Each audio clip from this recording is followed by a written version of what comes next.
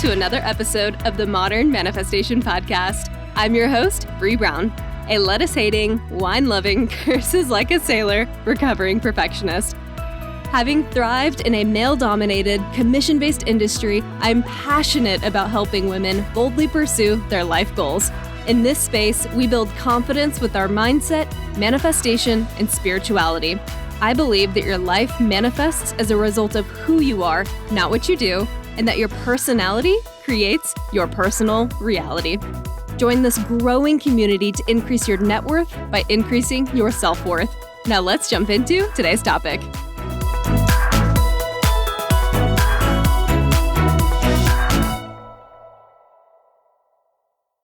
Hello, my beautiful souls, and welcome back to the Modern Manifestation Podcast.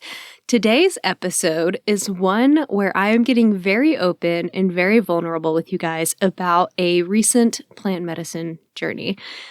This is not a topic I thought I was going to bring to the podcast because there's a part of me that knows that not everyone would be okay with this kind of journey for themselves. And for a while, I was afraid of how I might be perceived by some of you, or if I would lose followers for sharing this story. And that kept me from sharing initially. However, I feel like if you've listened to me long enough, you know who I am at my core.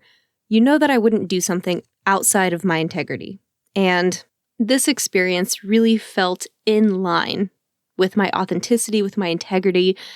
And when I talk about my ayahuasca experience, which we're about to get into, I want you to know that this isn't a recreational psychedelic experience. This is not what that is. I said yes to this ceremony with the intent of having a spiritual connection, having a spiritual transformation or experience.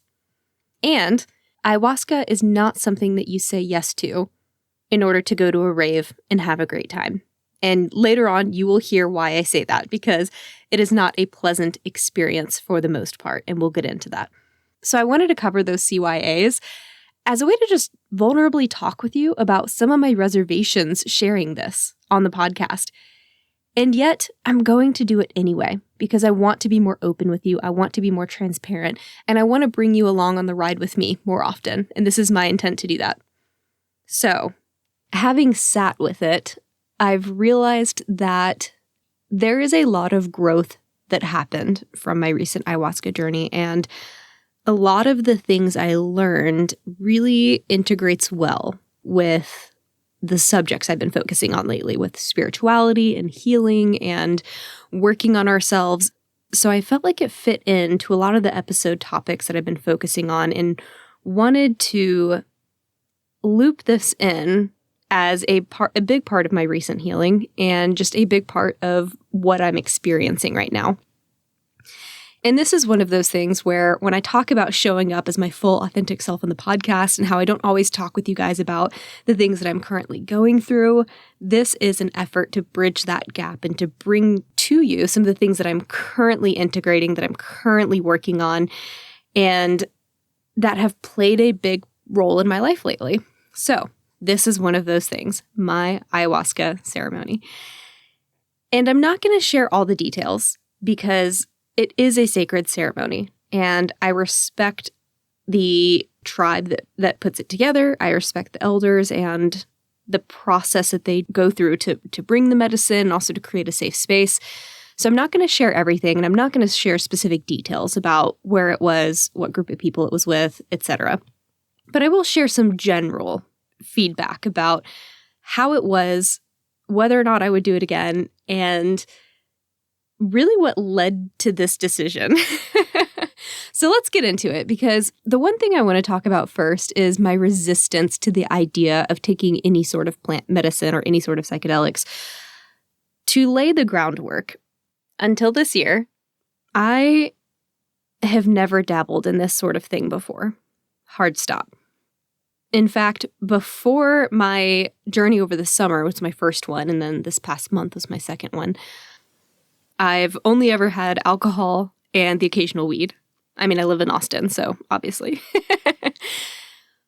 So the idea of experiencing a plant medicine that I knew would be more profound than alcohol or weed was scary for me to get over at first.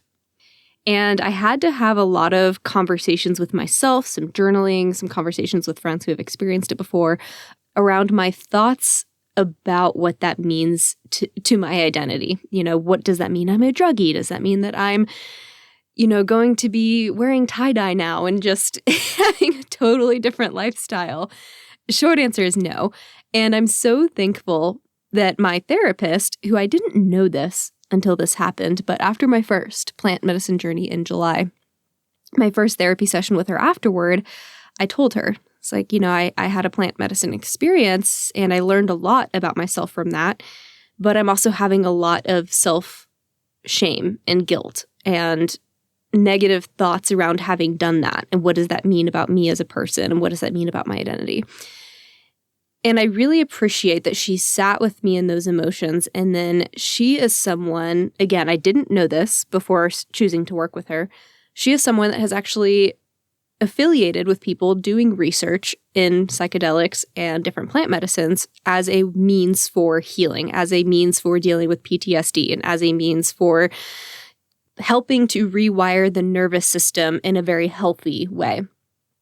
So I appreciate that in my moment of, I guess you'd call it my moment of need, really questioning whether or not I had, kind of like, I don't want to say ruined myself because that's a little extreme, but there was this idea of what have I done? Who am I becoming? What does this mean about myself and who I'm going to be moving forward? And I really appreciate that she brought kindness and understanding into the situation by talking about how these plant medicines, how these methods, how these techniques are actually being utilized in a scientific and medical study and series and research to really redefine how to move forward with people that have struggled with past traumas, PTSD, etc. So I'm not giving you this information because I'm encouraging anyone to go off and have this experience. That's not what this episode is about. This is an episode where I just want to be very honest about what my experience was like. And then you can use that information to inform whether or not it's something that you might be interested in the future. But I would rather give you my transparent feedback about how it was without any rose-colored tinting on it. Because I did so much research before going into this. I was like, okay, what am I getting myself into? I wanted to read about other people's experiences. I was listening to other people's experiences on YouTube. And it really rained. I mean, there were great stories and there were terrible stories. And mine kind of falls somewhere in the middle. So that's why I'm wanting to share it is, again, I want to be very clear about this. I am not telling anyone to do this. I am also not recommending that anyone do this unless you are interested and feel called to do it. The reason I say that is because my ayahuasca ceremony was the best and the worst experience of my life. To that end, I would not recommend it to anyone unless that is something you're prepared for. So I want to make that abundantly clear. It was not an easy process. It was not enjoyable. I do not think anyone is called to ayahuasca wanting a fun psychedelic experience. If you want that, go try mushrooms or any of the other plant medicines that can give you that fun, enjoyable experience without the negative side effects.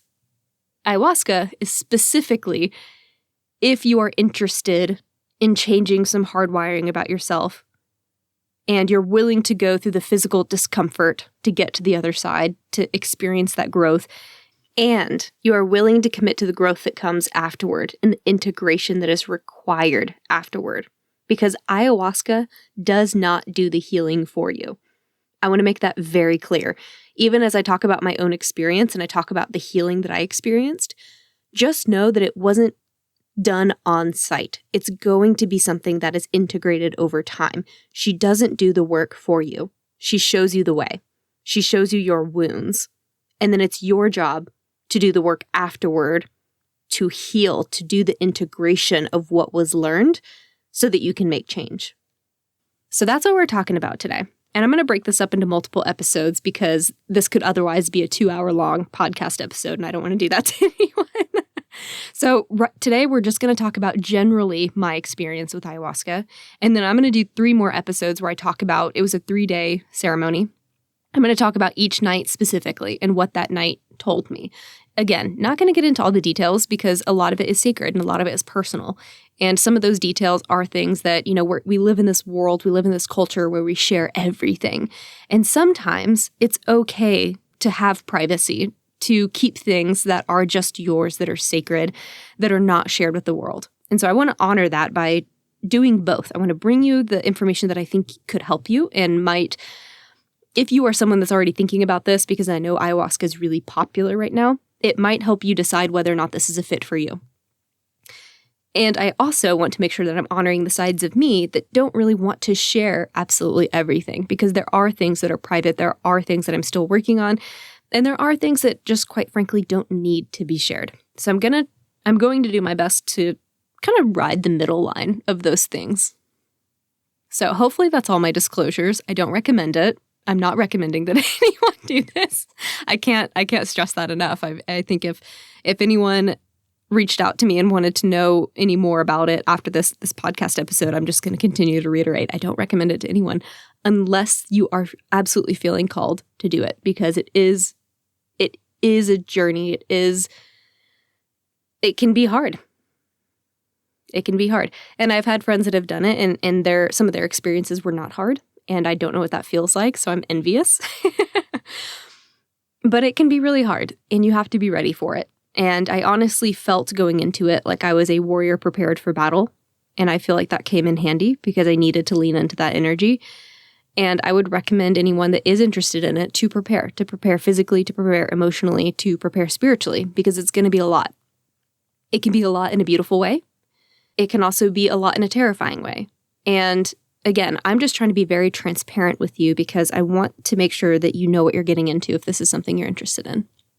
And I also say all of this while believing that plant medicines like ayahuasca and peyote are powerful teachers, and they could be really great guides for the growth of our consciousness when we allow them to. So I'm torn because I know that plant medicines can really help us heal the issues we have in society, but I also know that these endeavors, these journeys are not for everyone, and they should not be taken lightly. And I absolutely do not want this to become the next TikTok trend that people go and have a quote-unquote ayahuasca experience, claim that their life has changed, and then move on and actually don't implement any change and give it a bad rap, and also put the indigenous cultures at risk. Risk for being taken advantage of again. Risk for their traditions and their sacredness to be overrun by Westerners wanting a cool diary entry or a cool TikTok video. So I'm trying to be very careful about how I talk about this experience because it is sacred, it is super helpful, it is a fantastic mechanism for growth and for healing. And it takes a special kind of consciousness coming from you to have those experiences. And it takes a commitment to what comes afterward to integrate those experiences to make sure that it's long-lasting change for you and not just something you box up and put at the top of your closet and label that one time I did ayahuasca. Before I get into my own experience, let's first cover the basics. What is ayahuasca? Ayahuasca is a plant medicine, which means it's derived from nature. It is a psychedelic tea that's created by muddling the vine of one plant with the leaves of another plant or shrub found in the Amazon. And this plant medicine, it's called a medicine because the indigenous people believed it brought spiritual and physical health to people that consumed it. So this hallucinogenic tea has been around since 900 BC. And this plant medicine has been used to help people heal and become more conscious. That is its purpose. And because it is a sacred medicine that has been around for thousands of years and used by these indigenous tribes, it should only be administered by people that are experienced shamans, particularly indigenous shamans or people that have studied with indigenous shamans who grew up with this medicine and have received permissions and initiation to be able to administer it. You will also hear me refer to ayahuasca as her or she throughout this episode because it is often thought of, and this was my own experience, that the energy of ayahuasca is feminine. It's representative of the mother or the grandmother, this divine femininity, this spiritual connection to creation. So she is often referred to as a feminine being. Whereas her counterpart, peyote, is a masculine energy, and people often refer to peyote as he or him. So when you hear me say she showed me or she said this throughout the episode, just know that I'm referring to Mother Ayahuasca, a very common name given to this plant medicine and her energy. So generally, big picture, the ceremony and how I found out about it, etc.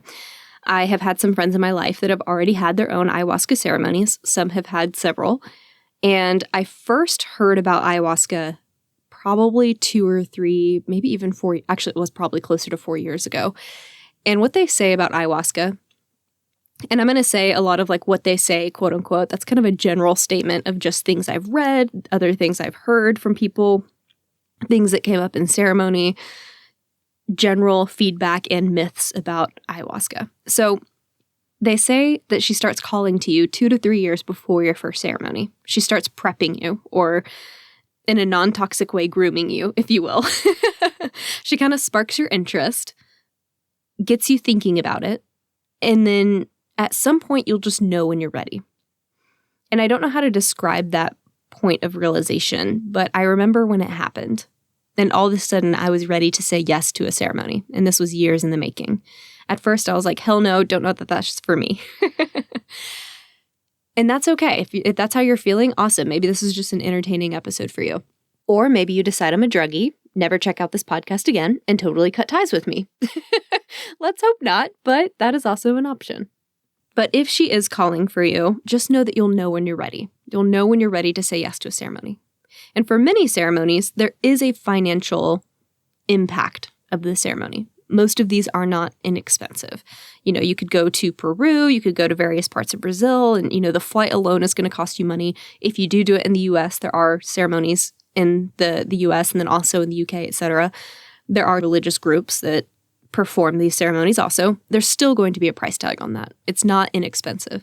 I think the more economic, I should say, ceremonies were in Brazil, and they were anywhere from $250, $300 a night.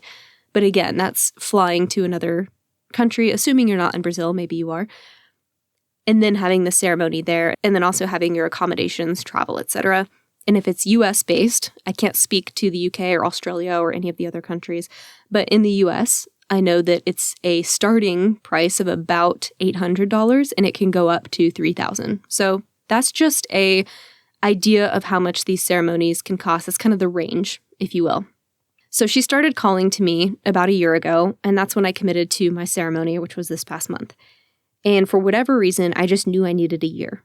And I'm so glad that I gave myself that year because there was so much growth that happens. One of the things that they also say about ayahuasca is that once you commit to a ceremony, and you've made up your mind about saying yes, she starts working on you. And I didn't know what that meant at first, but looking back on the past year, there were so many more synchronicities that happened after I said yes to my ceremony. And obviously, I live in the world of synchronicities. I live in the world where they just show up all the time. Being someone that operates in the manifestation world and talks about it all day long, more synchronicities happened, things that I just couldn't really explain and that also showed up in my ceremony. An example of this is I'm never someone that would claim to have, I've never really had a connection to any particular animal. You know, some people are like, oh, owls are a sign for me, or, you know, what have you. I told you in one of my last few episodes that one of my angel numbers or my spiritual numbers is 619. That's always been my connection. But this past year, all of a sudden, I just started seeing snakes everywhere. Not in a bad way. I know that if you are someone that identifies as a Christian, that could be seen as the devil or Satan or whatever. It wasn't that kind of energy. It was a more healing energy associated with the snake. I saw a handful of snakes around my house, like physical snakes, actual live snakes that my dog was barking at. In a tree in my house, climbing up the hose in my backyard. And these are different snakes too. They're not the same snakes. I found snake skins. And then I also saw imagery of them everywhere. And this, again, I didn't have any special connection to this animal. It was just showing up everywhere all of a sudden. I was like, what in the world? So then, of course, I get out my Animal Speak book, which is an awesome book that just goes through these different animals and their symbolic meaning, spiritual meanings, etc. Because I just love that stuff. Whether or not there actually is a meaning, it gets me thinking, and I love that. And I looked up to the snake, and it was like transmutation, transformation, growth, rebirth, etc. And because I hyperfixate on things, I did some more research and found that in a lot of traditions and a lot of religions, snakes actually represent healing. And that's why you can find them wrapped around the medical cross at hospitals and for EMTs and other medical uses. Snake oil, etc. And then in Irish mythology, snakes actually represent the healing goddess Brigid. And that was a name that I also kept hearing a lot. So all of these messages, all of these meanings really oriented around the same sort of things: healing, transformation, rebirth, etc. I was like, well, that feels good. And all of that started after I said yes to my journey to ayahuasca. And then it became a thing. I had a friend that got me a ring that was a snake, and I even added the snake skin to the background of my podcast. I don't know if you've noticed that in my new imagery. If you zoom in really closely, you'll see the snake skin. So it's just something that keeps coming up for me, and it's really about the energy of rebirth and healing. So they have this historical concept of being healers. And that's really what I chose to focus on, is that transformation, that rebirth, that healing aspect of them. And the reason I bring this up is because it's important to know that once you say yes to your ceremony, be open-minded to how things might come to you and the messages that might come to you following, because they're important. And you may not know how they're important until after your ceremony. That's what happened for me. So it's going to be one of the first things I say about it is, once you commit, just know that things will start changing immediately. Even before you consume the plant energy medicine, they say that Mother Ayahuasca, or the grandmother, starts working on you. She starts working on your life in whatever way you need to be worked on. That is really open-ended, open to interpretation, and different for everyone. Everyone's experience with the grandmother will be different.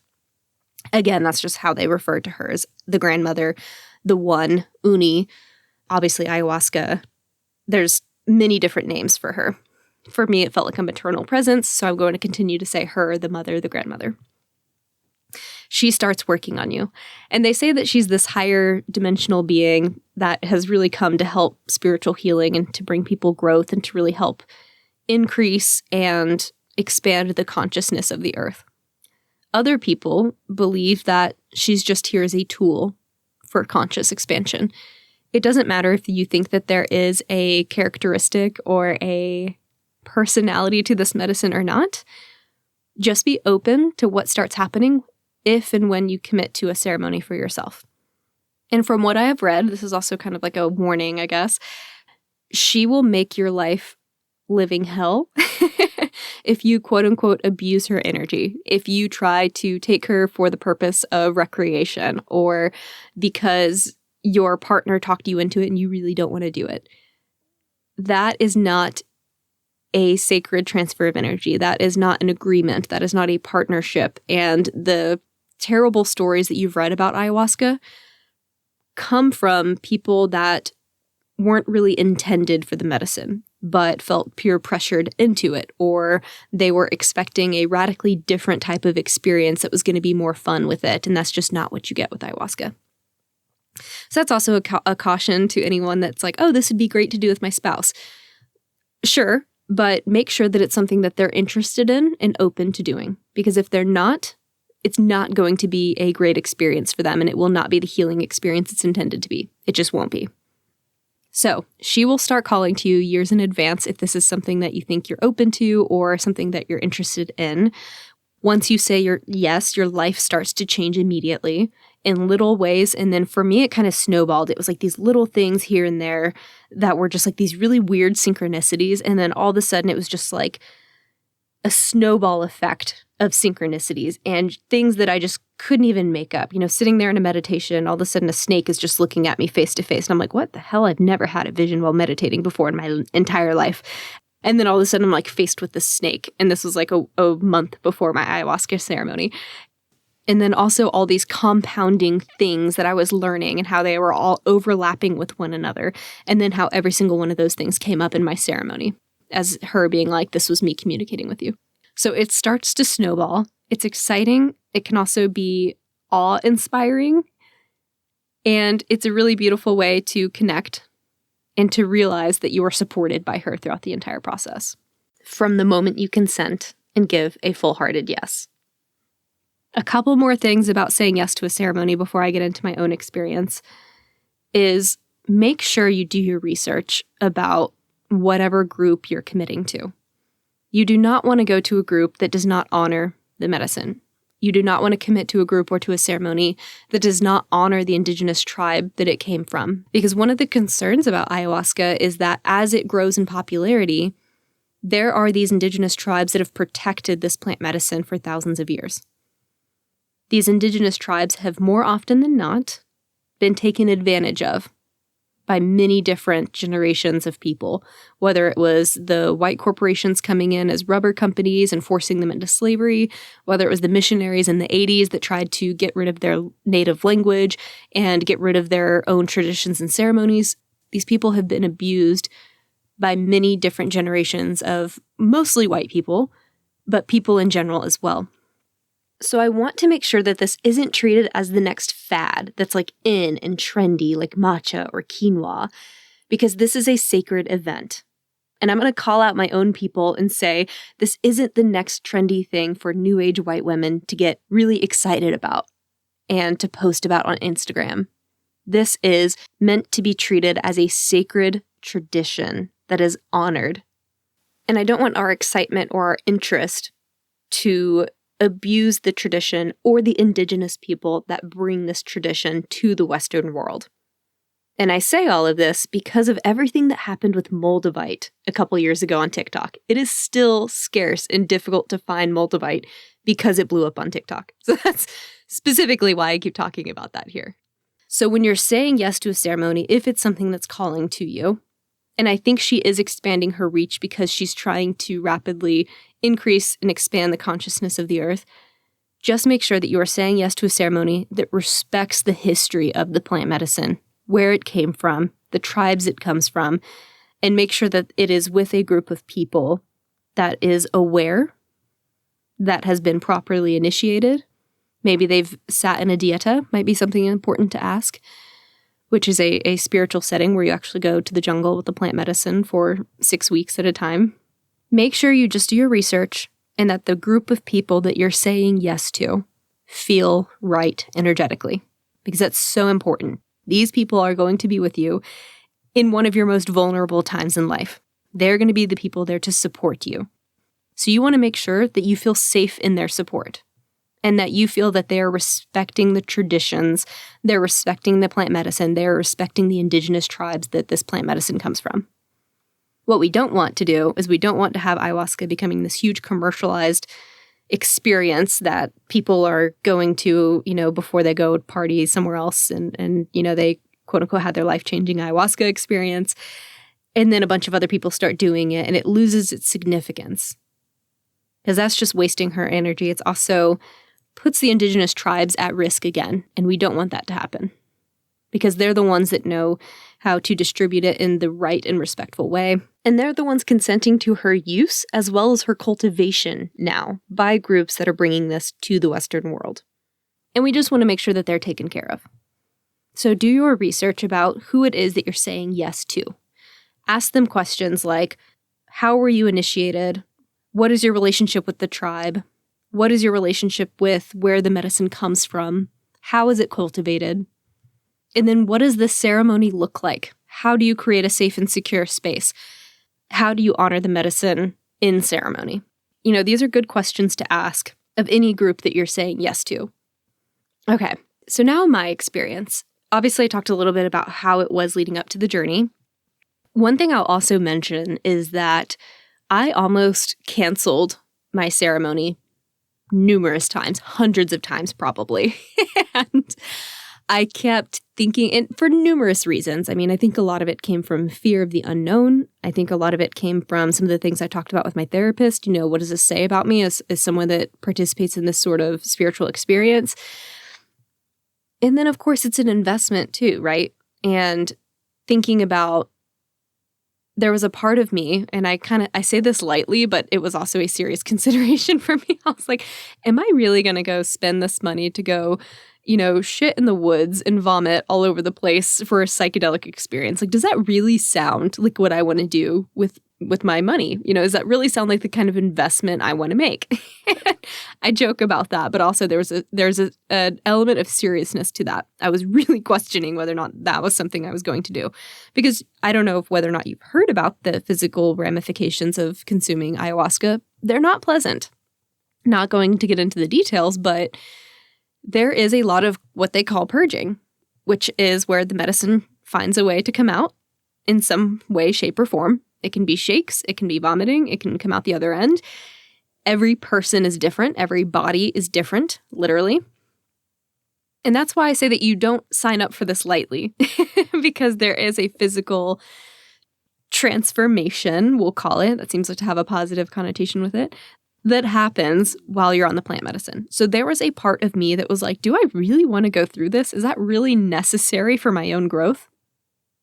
And so many, many times, either a friend of mine who's had this experience numerous times, she talked me off the edge, or even Evan talked me off the edge, which surprised me because he's never done these things either, and was like, no, I think this is something you should do.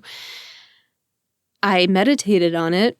I used my pendulum, and everything was like, yeah, no, you're not canceling this. You've committed, you're going. And I would ask for my angel numbers, like, okay, well, if I should cancel this, I really need you to show me this number. And it would be a number that I would think I would see all over the place, like 444, 333. And then I'd be like, but if you don't want me to cancel, then I want you to show me. And then I'd have a really specific number, like 732, or I just made that up, but you know what I mean. And I would try to make it such that it was way easier for me to see the repetitive angel number as opposed to these random specific numbers. And she was just messing with me. She would just show me the random number that I wasn't expecting. And I was like, really? So that's when I knew. I was like, okay, we're committed. We're doing it. I made up my mind. And I think in the back of my mind, I always knew I was going to go through with it. But there was that fear of, well, should I? I think we all experience that. And when we know that big pivotal moments are coming up in our lives, and that's okay. And then when we got to the ceremony space, I really appreciated how this particular group had it set up. Everyone had their own space. It was very comfortable. Again, I'm not going to give the details of it because it is a sacred space. It was a sacred ceremony. So I'm not going to say much about that. But what I did appreciate is that it was a space that was within nature, and it was a space that honored nature. It felt very calm. And honestly, the space seemed to have its own spiritual feel, if that makes any sort of sense. It just felt good to be there. And I think that's important. I think that's a big part of the experience. And again, having done my research on this group, I knew that they showed up 2 days early and they started blessing the land that we were on. I know that they started doing all of these things in advance to make sure that the setting was right. The set and setting was appropriate. It was safe. It was secure. And it was also energetically cleansed. So when you got there, it just kind of felt like this sigh, like, oh, I'm here. Okay, this feels good. And then I was excited. I was excited about it, but also having a lot of anxiety, a little worried about it for good reasons, right? This is a life-changing experience for a lot of people. I read a lot of stories of people that have consumed ayahuasca and then completely changed their trajectory in life. They quit their career and started something completely different, or they ended their marriage and moved off and became a yoga instructor somewhere, or, there's thousands of stories about people that have had major life-changing decisions or changes that were made after having consumed ayahuasca in a ceremony. So part of me was worried because I was like, well, I kind of like the direction things are going. I don't really want huge, massive change in some of these areas. So, I was honestly worried about what I might be presented with. So there was anxiety there. Again, you don't say yes to this ceremony lightly. You kind of have an idea of what you're getting into and you accept it. So there was that state of acceptance there. And I'm not going to lie, I was worried about the group of people that I was going with as well. And another thing that quote unquote they say about ayahuasca is that she chooses the group that you're a part of. And every member in that group is meant to teach you something, show you something. They're intentionally put together. When I heard that 50 times going into this ceremony. And I remember thinking, oh, that's just something fun people say. That just feels good to say. And I was a little worried, this is my own bias coming through, that I was going to show up to this ceremony and everyone would be in like flower crowns and tie-dye shirts and all my judgments coming through about what it means to be spiritual. And it would be hard for me to connect with anyone because spirituality is something I'm fairly new to. I haven't completely dove into what you would think is like the quote unquote spiritual person. So I was kind of worried that I was going to be thrown into a group of people that I just didn't necessarily connect with very much. What surprised me is that the group of people that I was with in ceremony were people that were supposed to be there. I know what they meant by that now. There was the CEO of a tech company that was there. There was actually many business owners, which surprised me. There were every single person that was in that room connected with me in some aspect, and they did teach me something throughout that weekend. Even there were a couple of people when I first met them on day one, I was like, I don't know, that person already, for whatever reason, is not my person, not my vibe. By the end of the weekend, I understood why they had to be there because they were showing me something. They were showing me a lesson. And that's not really something you can fully comprehend until you've gone through one of these ceremonies, and then it just makes sense. It's a feeling that you have. It's a connection that you have to this group of people. And that was one of the most beautiful things about this ceremony and this experience is that I felt like I got to know each person's soul in that room. I don't know much about them. Half the people, I don't even know what their day jobs are. I couldn't even tell you their last names. Couldn't tell you what their interests are, but you felt their soul. You felt their spirit and how supported you were by those people in that room during ceremony. And you supported them back. So there's a deep connection that you form with your ayahuasca ceremony members. And again, I'm not giving any specific information about them, but it did surprise me the types of people that were showing up for this, that were interested in this kind of healing. I had my own judgments about what that kind of person looked like. Not at all the people that showed up. And I genuinely love each person that was a part of my ceremony, and each one of them I definitely felt were meant to be there, were meant to share that experience with me. And that was something that other people shared throughout ceremony as well. It was just amazing how we were a random group of people. I didn't know a single person when I got there. And by the end of it, you just felt like you knew everyone so deeply on an emotional level. And each one of them supported you in some way, and then vice versa.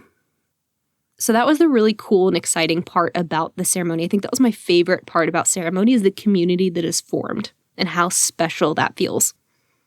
So if you are someone that already has your own ceremony planned out, make sure you take that all in while you're there. You're going to miss that sense of community when you leave. That's probably going to be the one thing that you're just like, I want to reconnect with all those people again. I want to have a reunion with them because you feel so much more connected to those people. And then it's over. And then you go home. And then you have to integrate. So make sure that you value that time. It's so special. It's an amazing experience. Value that time with those people, with those connections. And then what I really appreciated about our ceremony setting is that there was a lot of education. There was a lot of education throughout it was a prolonged weekend, but I'll just call it a weekend. There was a lot of education about the tribe that initiated the people performing their ceremony. There was a lot of information about what they do, what they've experienced in history, what their traumas were, how this medicine has helped them, what their visions for this plant medicine are, whether or not they're okay with it coming to America. That was a really big topic, point of discussion as well. And I really appreciated that they built into the ceremony a sense of awareness, education, and how this fits into the 21st century in America. And I also appreciated that they talked about the elephant in the room. How do these indigenous tribes feel about white people experiencing their sacred plant medicine in the U.S.? And it was a really great, raw conversation. And we actually got to watch a little video clip of someone from the tribe talking about this very topic, and their perspective on everything was this was the next evolution of the plant medicine. This was the next evolution of expanding its reach, its consciousness to other people in the world. And it was kind of a beautiful way of really bringing home how important, how sacred it is. And it really helped me get out of the way of, does this make me a druggie? What does this say about me? It really grounded me in the sacrament of it, of the sacred quality of it, and what they believe this plant medicine can do for the world. And that was really comforting, very grounding. And I really appreciated just hearing their perspective on that. And then I also appreciated how they talked about how we can support that tribe. Obviously there's an exchange of energy, right? You're consuming the plant medicine, and then how can we give back to these tribes as well to make sure that they are taken care of? They're not being subjected to this consumerism or to being taken advantage of. And then, of course, there was the ceremony itself, the taking of the medicine. And again, I'm going to get into night 1, 2, and 3 separately in a different podcast, because again, we're already like 40 minutes in now. And I haven't even gotten to like taking the actual medicine and the experience with it. So just generally speaking, it was a physically tough process. I know I said that earlier in this podcast episode, but I just want to reiterate that it is something you just need to be prepared for. It is not all rainbows and sunshine when you consume ayahuasca. There is a push and a pull that happens. There's an energetic exchange. And I was listening to I don't remember if it was a podcast or if it was a YouTube video. I can't remember what it was. I was listening to someone talk about ayahuasca, and the way that they explained it was like it's an energetic exchange, and you're experiencing such a higher state of consciousness that it's just really tough on your body. I chose to believe that because that's how it felt during my own ceremony. It very much felt like you were experiencing something that the body just wasn't prepared for. It's never experienced. And it was like this crazy energetic jump upward where it's like your body had to like release the stuff that it didn't feel could go with it to this new level of consciousness. It had to release everything that wasn't in alignment. But of course, at the same time, realistically, it is a poison. And so there is a physical reaction that your body's going to have happen while this occurs.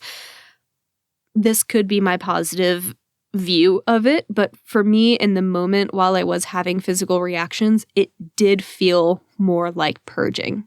I can't really describe how it feels different than if you were to experience this when you're sick, but there is an emotional weight that comes with the purging, that happens with the purging.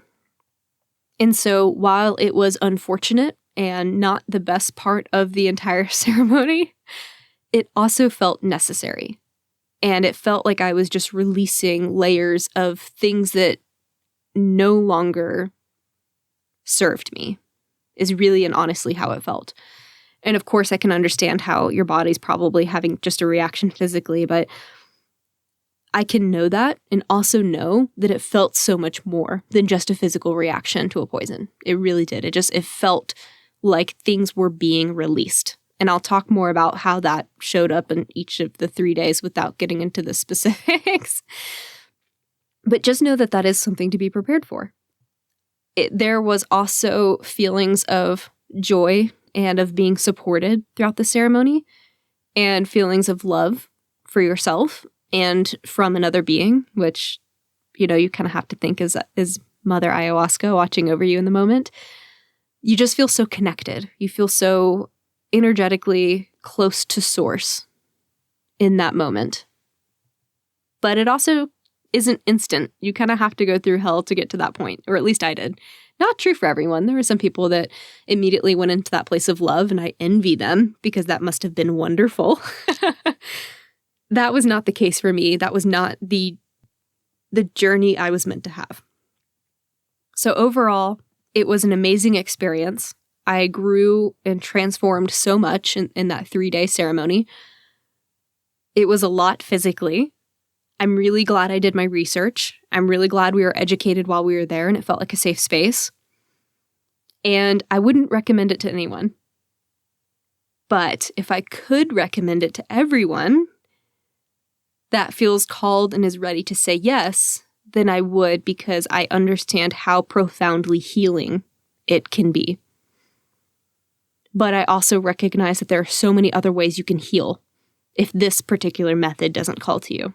And it's important to recognize that. And it's okay to say no. If this is not your jam, awesome. Honor that. Listen to that.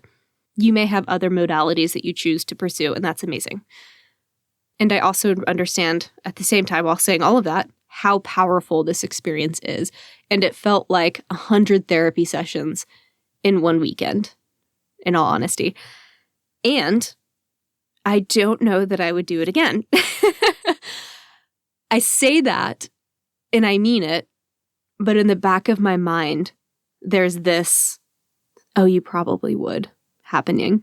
And I don't think that's coming from myself. I almost feel like either that's my higher self or Mother Ayahuasca. I don't know.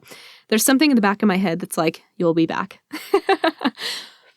But my conscious mind right now has not decided that that's the case. I am not feeling called to it right now. I'm not sure that I would do it again because it was a lot, and I feel like a lot came from it. So much growth came from it. So much transformation came from it. But it was also a long, hard road to get to that transformation. And there's a big part of me that wants to take the easy route and is like, well, what about the self-help books I could read instead?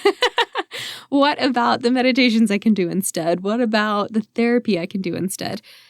There's so many other accessible ways to have that kind of growth. And yet it still, for me, didn't compare. And so while I say I probably wouldn't do it again, I'm not definitive in that answer. And there's for whatever reason, in the back of my mind, there's this little voice that says, oh, but you will. So I'll leave it at that. Open to it, but not by any means eager to do it. And what they also will say about ayahuasca is that after about a year or two after your first ceremony, she'll start kind of nudging you again for your next round. Because really what happens with ayahuasca is like, you are an onion, and she peels off the top layer of the onion and heals that. Actually, she doesn't heal it. She doesn't do the healing for you. She shows you what you need to heal, and she also shows you the how, but it's up to you to actually do it. So it's very much this nurturing presence of, let me make you sit in your shit. Let me make you understand what your shit is. And then let me show you how you can be thinking about it. And then she kind of backs off. She's like, the rest is up to you. So you can have an ayahuasca experience and then not gain anything from it. Because you can have your insights and then choose not to do anything with it. That is your own agency. That is your divine free will. The hope is that you don't do that, but some people have.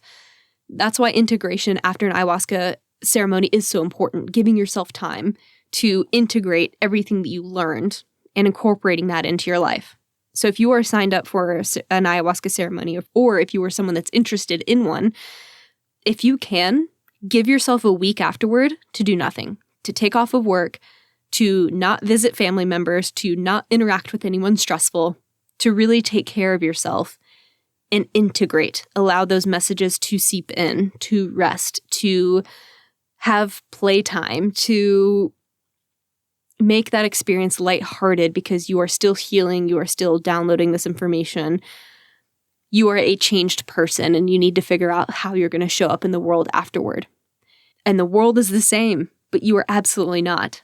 And that juxtaposition of who you are now and who you were and how the world is and how you think it should be is kind of tough to reconcile.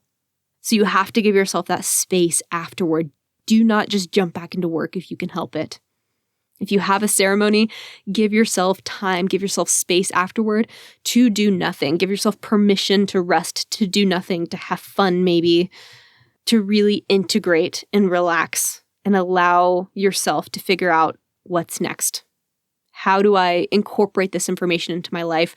What are the 5 or the 10 things that I've learned from this ceremony that I want to incorporate moving forward? Maybe you do have a major life shift after that and you completely change careers. I know of someone personally that happened to. They were in the professional service world in a very left-brained environment, had their very first ceremony with ayahuasca, and then completely went and started their own business in something more right-brained and creative. That requires integration. And your experience may not be that extreme. It may be about healing. But if you think about healing traumas, or if you've ever had a really meaningful therapy session, the last thing you want to do is jump right back into your old routine. You want to give yourself that space to figure out, how am I going to show up differently? Who am I when I have integrated this information? How am I going to show up differently to work, with my friends, with family members?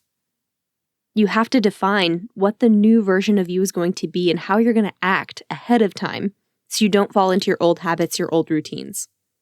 And that's why integration is so critical. It's so important, because integration is the idea of allowing the things that you learned to settle into your body so that you can make gradual shifts in your life based on the things that you now know that you can't unlearn now that you've experienced plant medicine.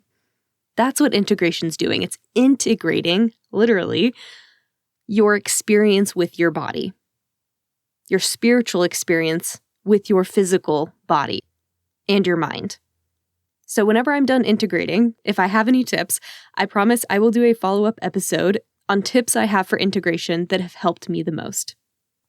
So yeah, overall, I feel like a completely different person now than I was before the ceremony. I felt like I went through battle.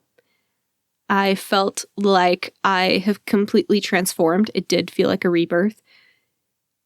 It was also amazingly insightful, and it brought about a lot of awareness. So much awareness about things I need to work on or that I needed to heal. And then also showing me things that weren't obvious to me now are.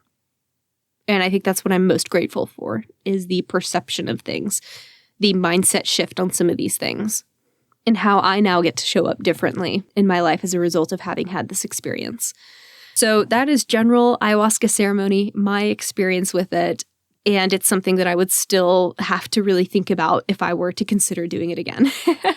It's by no means addictive. I read somewhere online, someone was like, oh, it's highly addictive. I'm like, no, it is not. No, the hell it is not. There is not one bone in my body that's ready to go through that again, at least at this point in time. So if you are worried about any sort of like addictive properties, have no fear. Myself and no one else within the ceremony had an issue with that at the very end. In fact, when it came to the final day, I was like, no, thank you. They offer you 3 glasses throughout ceremony. And I was just like, nope, 1 is good for me. Because again, it just is a lot. So that's why I say it was the best and worst experience of my life. And I take this ceremony and this experience very seriously. I hope you're picking up on that throughout this episode. And while it was really, really tough, physically, emotionally, mentally, it was also really beautiful in the guidance received. And I've never experienced that kind of insight and that growth before. And I don't think I can compare that to any other experience in my life, really. So in that sense, it was really special. And the people who held our ceremony were also such special people. And that's why it's so critical to find the right group of safe people, to find a group that can support you in the ways you need to be supported while you're on this journey, because it does get hard and you will need support, and you'll need to feel safe asking for that support. So if you want to say yes, make sure you find a group of people that you're willing to say yes to and that feels safe saying yes to. People that have experience with the medicine, where it comes from, they've spent time with the medicine and its place of origin, with its elders, as well as a group of people that bring the full experience to you, inclusive of how ayahuasca is supposed to be experienced, with fire, with the music, with healers on site, with integration discussions, with the appropriate set and setting, because you want people who support you throughout this process. Because a big part of the growth was the medicine, but another big part of it was the people that were there supporting you and how it felt to be supported and how it felt to experience unconditional love from complete strangers. And I think that was half the battle. That was a significant portion of the entire experience, was just being held in that kind of space and that kind of environment. So, to summarize today's episode, my experience was beautifully messy. I'm on the fence about doing it again. I do not recommend it unless you're already being called to have this experience, and it is not for everyone. There are other ways to heal. There are many other tools you can utilize for self-growth and healing. And if you do say yes to this journey, make sure you find a safe group of people with the appropriate spiritual setting, and that you make time to integrate. If you have specific questions, you're welcome to DM me on Instagram at Modern Manifestation. I will do my best to answer everyone. But before you DM me, listen to the other 3 episodes I'm going to do about each of the nights, and maybe that'll answer some of your questions. Before this episode ends up becoming an hour long, we're going to stop it there. I hope this episode has given you some insight into what this plant medicine is, whether or not it is right for you, how to go about searching for the right setting, and other things to think about. And then I will get into more of the experience in future episodes. Thank y'all so much for hanging out with me today. Have a fantastic rest of your week, and I will catch y'all in the next episode. Until then, go out there and manifest some miracles. I hope y'all enjoyed today's episode. If you want to check out the show notes, head over to www.themodernmanifestation.com/blog. If you're loving this podcast, please drop me a review, share this episode with a loved one, and follow me on Instagram at Modern Manifestation. I love y'all so much, and thanks for listening.